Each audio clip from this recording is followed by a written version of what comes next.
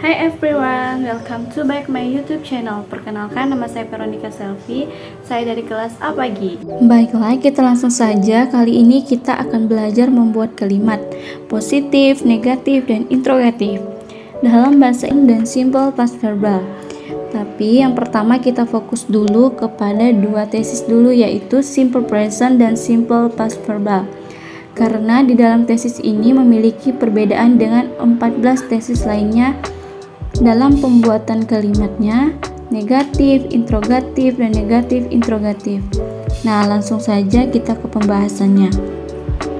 Dari simple present verbal, jadi apabila simple present verbal positif dijadikan kalimat negatif, interrogatif ataupun negatif interrogatif, maka akan memunculkan verb auxiliary berupa do atau does.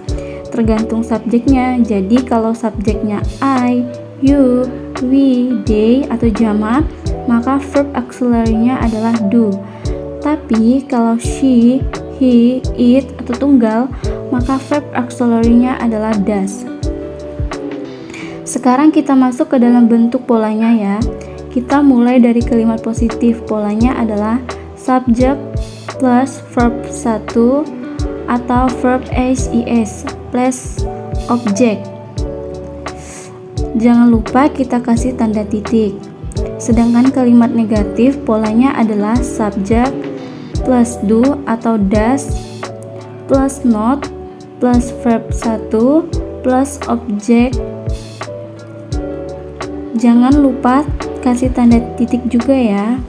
Jadi kita akan menempatkan do atau does setelah subjek, dan perlu teman-teman ingat karena di sini sudah ada do atau does, maka verbnya harus kembali ke verb 1.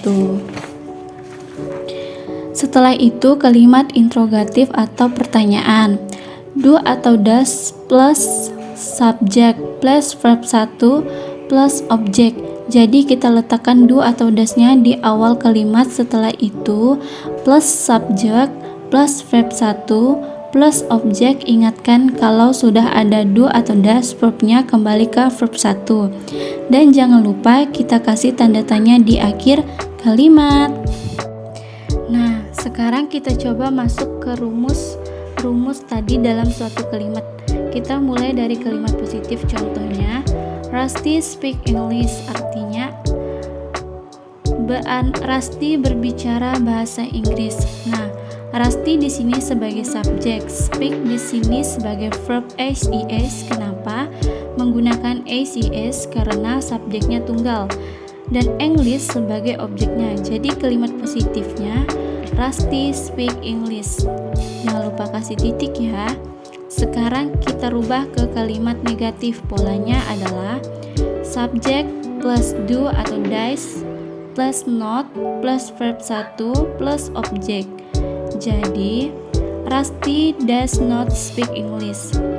Artinya Rusty tidak berbicara bahasa Inggris. Kita pakai does karena subjeknya tunggal. Ingat ya, kita di sini menggunakan verb 1 karena sudah ada does. Jadi yang awalnya speaks kita rubah menjadi speak aja. Lanjut ke kalimat interrogatif atau kalimat pertanyaan. Polanya adalah do atau does plus subject plus verb 1 plus object. Jadi kalau kita masukkan kalimat menjadi does Rusty speak English. Apakah Rusty berbicara bahasa Inggris? Jangan lupa kita kasih tanda tanya ya. Nah, jadi itu adalah pembuatan kalimat positif, negatif, dan interrogatif pada simple present verbal. Nah, sekarang kita masuk ke simple past yang verbal. Jadi, apabila simple past verbal positif dijadikan kalimat negatif, interrogatif, ataupun negatif interrogatif, maka akan memunculkan verb auxiliary did, apapun subjeknya. Nah, jadi tidak dibedakan ya guys.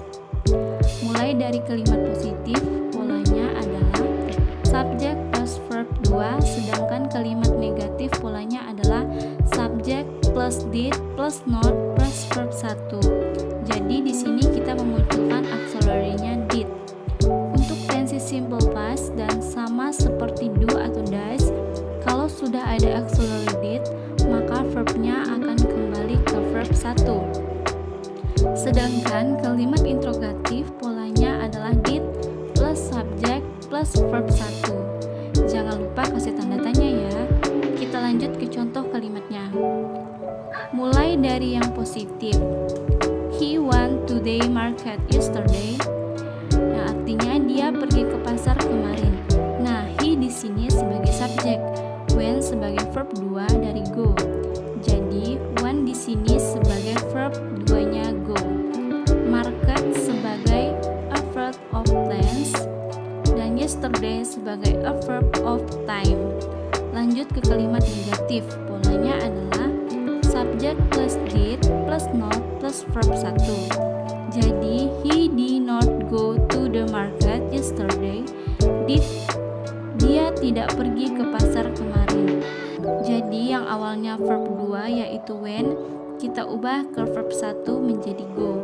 Lanjut ke kalimat interrogatif, polanya adalah did plus subject plus verb 1. Contoh kalimatnya, did he go to the market yesterday? Apakah dia pergi ke pasar kemarin? Dan jangan lupa untuk kasih tanda tanya ya guys. Nah, jadi itulah cara membuat kalimat positif, negatif, interrogatif pada tensi simple present dan simple past verbal. Thank you, see you.